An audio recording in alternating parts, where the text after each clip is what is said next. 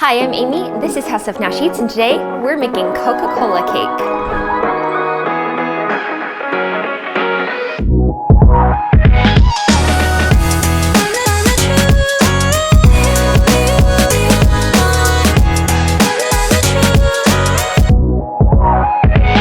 Okay, so the first thing you need to do to make Coca Cola Cake is we're going to reduce 2 cans of regular Coke. You could do this with root beer or Dr. Pepper, some other soda like that, but traditionally it's Coca Cola Cake and that's what we're using. So you're just going to pop the top on 2 cans of Coke. Then we're going to pour both of these into a medium saucepan and we're going to reduce them over medium-high heat until it's about 1 cup of reduced Coca-Cola. So we're going to turn this on, let this come to a boil, and then you're just going to let it reduce for about 20 to 30 minutes until you've got 1 total cup of liquid remaining. Okay, so our Coca-Cola has been simmering for about half an hour on the stove and it's reduced down to about a cup of liquid. So we're gonna pour it off, make sure we've got a cup. If you go too far and you reduce it by more than that, just add a little bit of water in. You need 1 cup of liquid total for this recipe. Okay, so I need to add just a little bit of water because I took it just a little bit too far. Okay, so now that I know that I have a full cup of Coca-Cola in here, we're going to add half of that, so half a cup, back to our pan and reserve the other half for the frosting.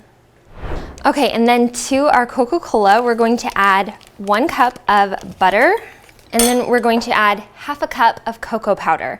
And this is just regular unsweetened Hershey's cocoa powder. And we're going to heat that on the stove until the butter has melted, whisking until the powdered sugar is combined and everything is smooth. Okay, so that just takes a couple of minutes because the soda is already pretty hot anyway. So we're just waiting for the butter to melt and the cocoa powder to get mixed in. We're gonna set this aside for about 5 minutes to cool down while we work with the rest of the batter ingredients. So while that's cooling, we're going to combine our all-purpose flour and our sugar. Whoops, want to get all of that flour and our sugar, and then some baking soda and salt in our bowl. And we'll just use the same whisk to mix those together. And we're just doing this so we can disperse the sugar and the soda and salt so the cake rises evenly when it's baking in the oven. Okay, now we're also going to combine our eggs with the buttermilk and some vanilla, and we'll whisk those together. Okay, now we're going to pour the buttermilk and egg mixture in with our dry ingredients, and then we're going to add our Coca-Cola and butter and cocoa powder. That's the other ingredient. Okay, and then we're going to add our Coca-Cola, our butter, and cocoa powder to our batter. And one thing I love about this Coca-Cola cake and a lot of old-fashioned cake recipes is they can be done by hand with just a whisk. You don't need to use a stand mixer or anything. You're welcome to use a hand mixer if that helps you out, but this is a pretty thin batter, so it can all be done pretty easily by hand. We're just going to mix those together until they're combined. Okay, and you can see you've got a pretty thin, pourable batter that just pours right off of your whisk. Okay, so we're gonna put this in a pan. Okay, so I've got a 9x13 pan here, and you could do this as round cake layers if you prefer, but traditionally, Coca-Cola cake is just super old-fashioned and it's done as a sheet cake in a 9x13 pan. So I'm gonna spray it with some baking spray. And then we're just going to transfer our cake batter to our pan. And it smells so good. This is a really chocolatey, wonderful cake. You don't really taste the Coca-Cola as an identifiable flavor. It just adds that extra something, like a depth of kind of molasses flavor almost, to the cake that nobody can really recognize, but they all love it and they'll comment on it. Okay, and then we're just going to pop this in a 350-degree oven for about 30 minutes until a toothpick inserted in the center of the cake comes out clean. Okay, so now we're going to make our icing while our cake is finishing. It's got about 10 minutes left to go, which is just about the right amount of time to make the icing. So we're gonna start by adding the Coca-Cola that we reduced earlier. This is the half cup that we reserved of our reduced Coca-Cola. And then we're also going to add half half a cup of butter, so it's 1 stick of salted butter, and half a cup of cocoa powder. And we are going to whisk those together until the butter is melted and the cocoa is smooth and everything's combined.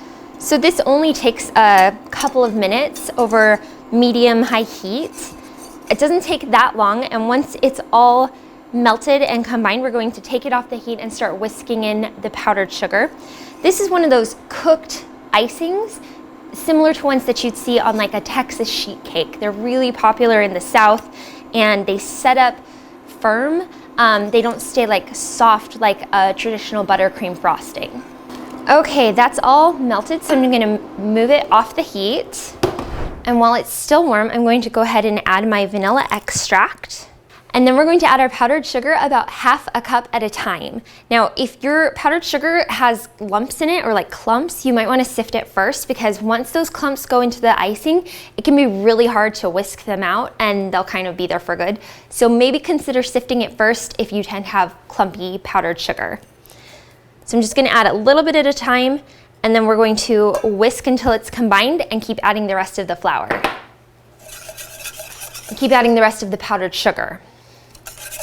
Okay, it's a little bit of an arm workout whisking all of that powdered sugar in, but you'll end up with a nice, pretty thin frosting that we can pour over our warm cake.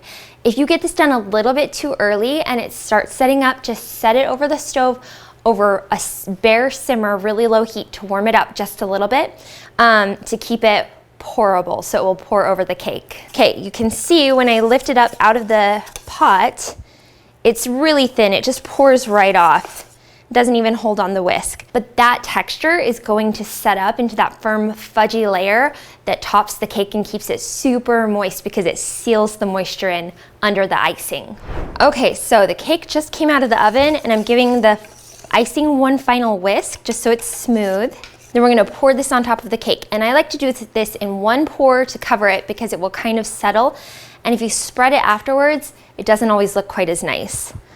So you just kind of pour it on, going all over the cake, trying to get even coverage, making sure it gets along the edges. And then we'll just scrape the rest of it in, just like that. And you might want to tilt your pan a little bit, but this set pretty smooth. So now we're just going to let the cake cool completely until the icing is set and we're ready to slice and eat. Okay, once your Coca Cola cake has had a chance to set up, the frosting has firmed up, it's nice and fudgy, we're gonna go ahead and cut slices of this cake. Okay, and I'm gonna lift a piece out. The first slice is always the hardest to get out. Okay, but you can see that nice moist cake with that set up kind of fudgy, firm layer of icing on top. It's so good. I love the texture of this kind of cooked boiled icing. This is gonna be so good. Okay, now it's time to take a taste.